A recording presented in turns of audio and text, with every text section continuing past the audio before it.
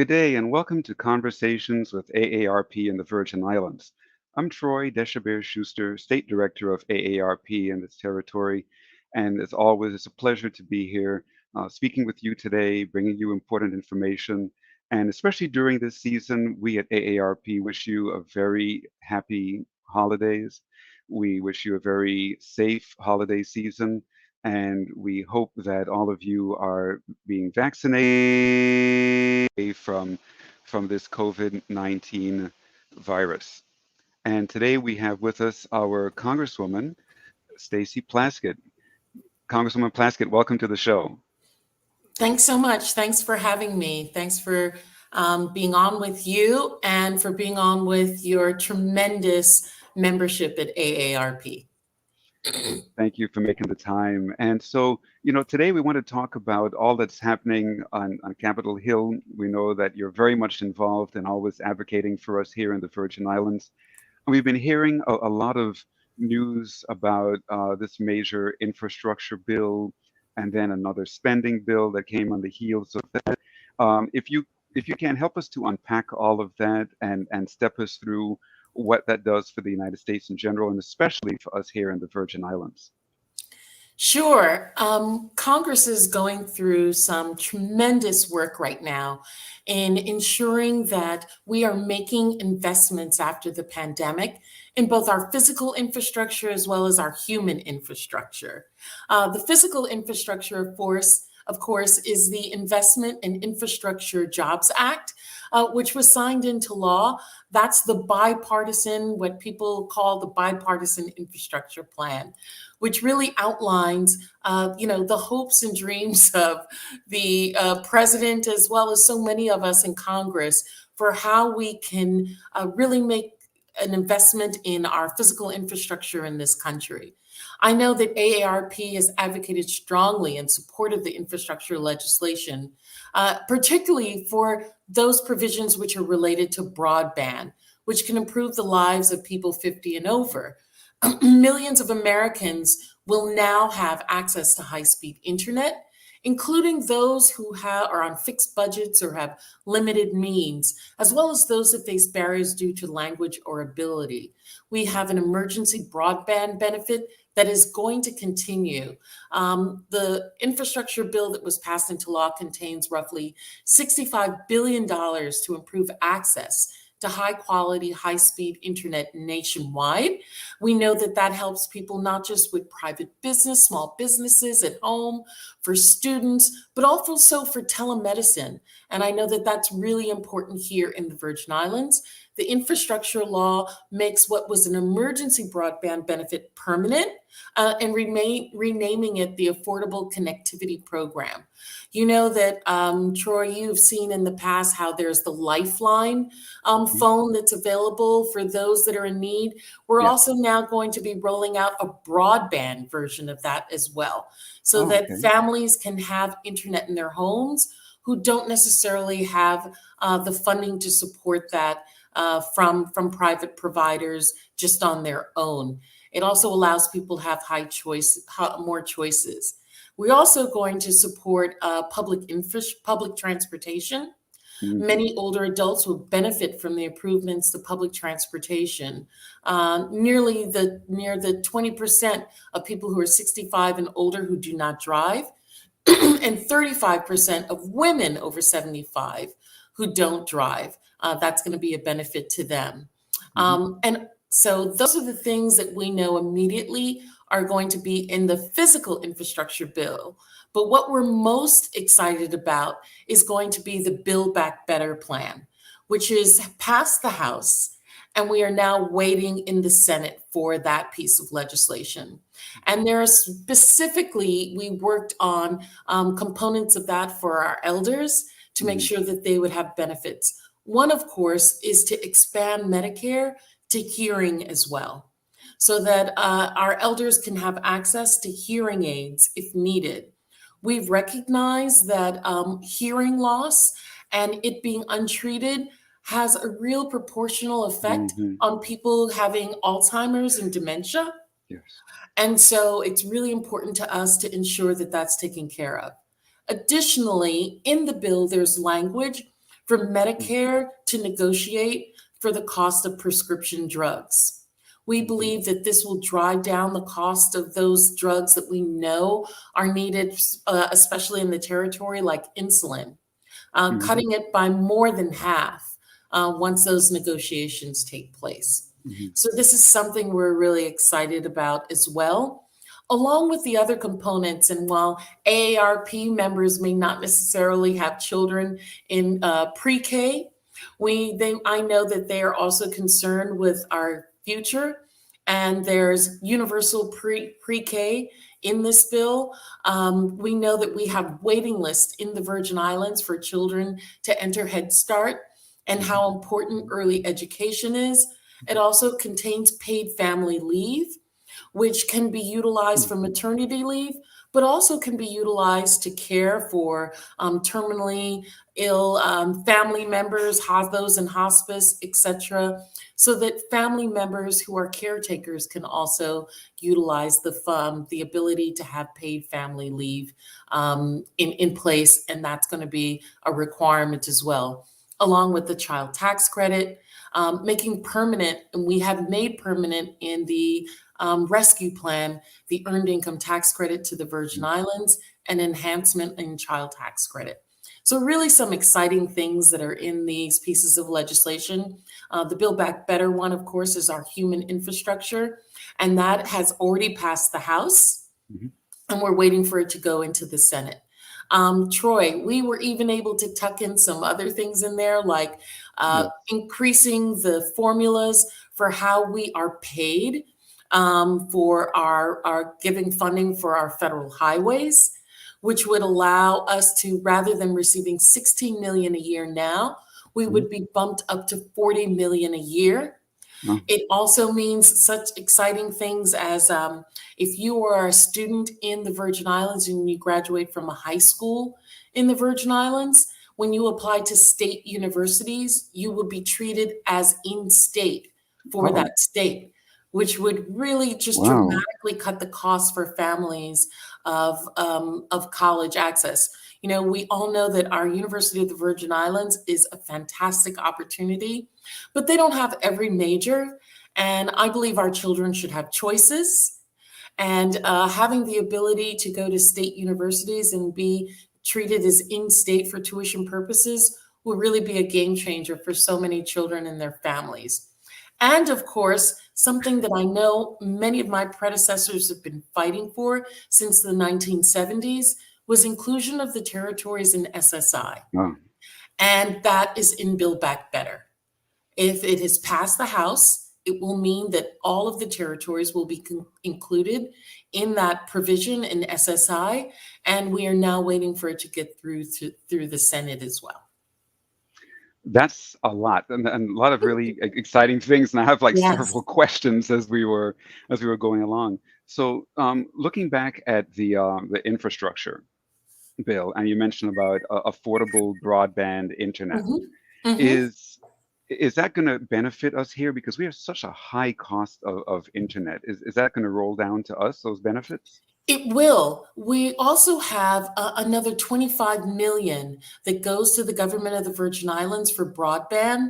And we have talked with the governor about utilizing that to ensure that our ISP and others not only have high speed, but it will go to the investment in that last mile, which means that they don't have to pass that cost on to the users as well. And also having this emergency broadband means that we'll be able to disperse internet to more individuals, to those who are living on the margins. You know, COVID has really made it so clear how important broadband is. So many of us have been saying it in the past, but I think we really saw how important it was for our children, especially during this time. And government has finally agreed that it's important for them to take this on, to ensure that it's affordable for everyone. In the same way that in the 40s, we decided that electricity was a government responsibility to put that in place for individuals. And while we have really invested in fiber optics at the hub level. We have not done it to the last mile, which is actually going into people's home. So we're making the investment for the government of the Virgin Islands to do that. And I think about in a year or so, people are really going to see dramatic changes.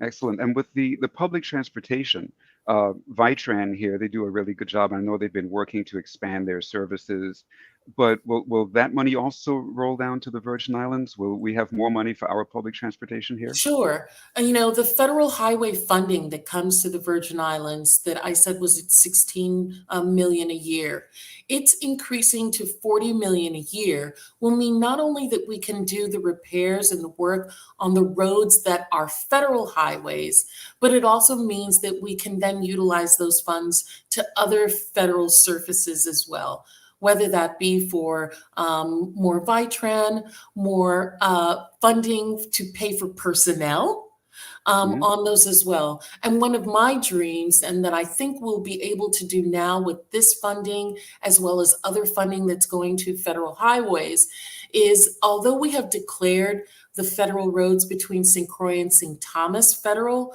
we have Mhm. not been able to make the investments to subsidize the cost of a true ferry system between the two big islands. Uh, And we know that each one of those ferries that would allow goods, allow cars, allow agriculture and teams to go and play between each other would cost the Virgin Islands government between 3 and 5 million for each one of those vessels, just because of the tremendous depth of the water between St. Croix and St. Thomas, the kind of vessel that is needed. But with this additional funding, we'll be able to make the investment into 3 vessels, which is really what you need to have an efficient ferry system, and also be able to subsidize the cost so that it is not an exorbitant cost for our football teams or soccer teams to go back and forth between the islands, cars, agricultural goods between one or another, or even seniors' AARP days between the two big islands for them to be able to commute, as well to see specialists, right? So that we can have doctors. And many of our AARP members are also veterans. And so we've been working in the rebuilding of the hospitals to really entice, and we believe that Juan Louis has agreed that they will also have a veterans wing is as a portion of the rebuild of that hospital, which will mean that our veterans will not have to immediately go over to Puerto Rico to the VA clinic, the VA facility there, but may in fact be able to stay within the Virgin Islands and be on the island of St. Croix at the Veterans Wing. these are also very transformational, and I mean, I'm excited to see a good ferry service between St. Croix and St. Thomas. That would be Right. excellent, But and they will listen, take a car. at this point, I will only allow my high school age children to get on the ferry. I am my stomach too sensitive to go in between the two big islands on a ferry. But it would be tremendous to be able to, get in your car, go across, spend a few days on the other island, Yeah. or for the farmers on St. Croix, or the opposite way, to be able to get goods and food over to St. John to try and drive down the cost of produce there as well. Fantastic. And now looking at the Build Back Better plan with our investment in human infrastructure, I'm super excited to hear about that expansion in Medicare, even allowing them to pay for hearing aids. My mother is hearing impaired herself, Mhm. and I remember the first pair of hearing aids that she bought was $16,000, and of Wow. course insurance didn't pay for that. And Wow. since then, the cost has actually come down a bit, but we're still looking at $8,000 a pair. And periodically she needs a new pair. And And so Miss Rita needs the best looking pair. We don't want her looking not I know, on point as she is. I know. Thank you. She was very concerned about that, to get the smallest little hearing aids that nobody could see. Mhm. So so true. And but I Well, see so many other people who can't afford the hearing aids. right. Well, Troy, I sit on the Ways and Means Committee, and the Ways and Means Committee we did about 70% of the Build Back Better plan was drafted in our committee. And initially, we really wanted to have dental as well as vision in there as well. Hearing was the third component. The cost of dental to include that, as well as the time for the rollout, was about 3 years and was just an exorbitant amount of money, would have put us to almost $500 billion to include dental in there. And with the negotiations with the Senate, as well as with more conservative Democrats, that had to be removed. But we were able to keep hearing in there, and knowing that that's something that we can immediately get to our individuals, to our elders who qualify for Medicare. Excellent. And looking at the cost of prescription drugs, having been a pharmacy owner myself, I'm well acquainted with the cost, even the wholesale cost Yeah. of prescription drugs is really astronomical. And most of us pharmacies, at least here in St. Croix, we provide insulin at almost no profit. We pretty much just give it to the patients at cost, especially for those who don't have insurance. But even so, it's still so very expensive. And It it's is. always heartbreaking when I see that many people are trying to stretch their Yeah, medication. they're rationing it, right? They're rationing their own medication because between the high cost of electricity and the cost of food and just the cost of living in general, they can hardly afford their prescription drugs. Hmm. And many of them, by the time they come to the pharmacy, they're almost falling over and passing out because their pressure is so high or their glucose is so high. So really excited to hear about that. And Well, I'm hopeful that, the continued pressure that AARP is exerting on members, particularly of the Senate, that's where this fight is going to be. This bill, along with the ability to negotiate Medicare prescription drugs, has passed the House. So the members of Congress that are in the House of Representatives have done their job. Of course, all of this is incumbent on all 50 of the Democrats in the Senate being willing to and agreeing on this budget reconciliation bill. That's the process. Build Back Better is being done as a budget reconciliation, which means that it only needs a majority of the Senate to agree to it. Presently, we have 48 members, and we are looking to ensure that the last two, Senator Manchin, who has always been a good friend to the Virgin Islands, as well as Kristen Sinema of Arizona, agree so that this can pass in the Senate and be signed into law. We're hoping that we can get this all wrapped up before Christmas to be yes. able to come back home and everyone have a wonderful Christmas. But, members are committed to staying as long as possible to ensure that this is done. And it's all negotiations. I know some people are really concerned about what they see as what they're calling infighting going on, but Congress is really just doing its job, which is legislative negotiations. We all come from different territories, different districts, different states that have different interests. And members, their constituencies are all very different. And so we have to negotiate and kind of pull and tug. And as a lawyer, I know that the best contracts and the best transactions are one when everybody is a little uncomfortable, right? Where Exactly. everybody has had to give up something. And those usually end up being the most lasting negotiations.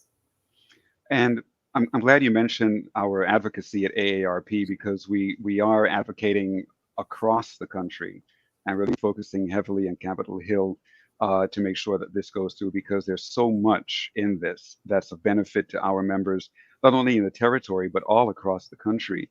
And the biggest one you mentioned, which is of significance to our constituency, our AARP constituency in the Virgin Islands, is SSI benefits. If you could tell us just a little bit more about that. Sure. So quite often, individuals who are disabled, individuals who have special needs, certain class of elders can qualify if they meet a certain poverty level for a supplemental security insurance income benefit, what we normally call SSI. And they have in the past said that none of the territories qualify for SSI. This is something, and in the past, they have said that we have not paid into this because we do not, as a general rule, pay federal taxes. Congress has recognized that members of the territories actually do pay federal taxes, where it's FICA, Social Security, so many other taxes that we actually pay into at an even higher level than some of the states, and numbers that are higher than some states. And so Congress has said that, at the same time that we are having debates on this, we've had hearings. Members of Congress have drafted legislation. My staff went and looked back to Ron DeLugo being a sponsor of legislation for the territories to receive SSI benefits. And so we also have the judiciary branch. There are court cases right now. Just last month, there was a case before the Supreme Court with an individual, a gentleman who was originally from Puerto Rico, lived in New York, got SSI benefits when he was in New York, and then moved back to Puerto Rico and was still receiving the benefits. Well, that same agency decided that they wanted a reimbursement of the SSI benefits for the time that he had been in Puerto Rico. He sued, and the case was actually heard by the Supreme Court last month, and we're waiting for a decision. At the same time, Congress is trying to act. And, we have members of the territories who've advocated, and we were able to get SSI included in the Build Back Better plan. All of these things are negotiated because each one of them has a cost to the federal government. And oftentimes when you're trying to do budget reconciliation, if you increase the cost in one area, you've got to see, is there something else that we're going to take it away from? What we have tried to do is increasing corporate tax, trying to bring back foreign investment, foreign shares of American companies that are in foreign jurisdictions, to bring those taxes back, as well as increasing, some of us believe, the amount of personal taxes that the wealthiest Americans have to pay for Build Back Better. Because we believe that without this investment in human infrastructure, our country will not be able to continue making the leaps and bounds that it has. One of the other pieces that we've put in there that people are unaware of is that we have put billions of dollars even into education by increasing the amount of Pell Grants. I know for some of us, that's important for our children, for our grandchildren, to support them in the future, but also specifically in HBCUs, because we know that the greatest number, over 70% of Black doctors graduate from HBCUs, as well as over 40% of lawyers come out of HBCU institutions. And so we're putting money in the bipartisan infrastructure plan for infrastructure specifically to HBCUs, and then bolstering that in the Build Back Better plan so that those institutions can continue to educate the best and the brightest of so many of our members of people of color. Well, you've done some incredible lobbying to get all of this stuff in this bill for us, and I'm sure that your position on the House Ways and Means Committee probably helped also. Am I correct? It was absolutely tremendous. We would not have been able to advocate at the ground level the way we did without me having been on Ways and Means, because more often than not, the Ways and Means Committee, those members work in a vacuum. They work on the bill. And then when you see the outcome of it, then other members are trying to tack things on. Other states may have had help, because if I'm on the Ways and Means Committee and I'm from New York, I'm going to advocate for the issues that are important to New York, right? Or if I'm from Nevada, or I'm from Ohio, I'm going to put in the things that my members from my states.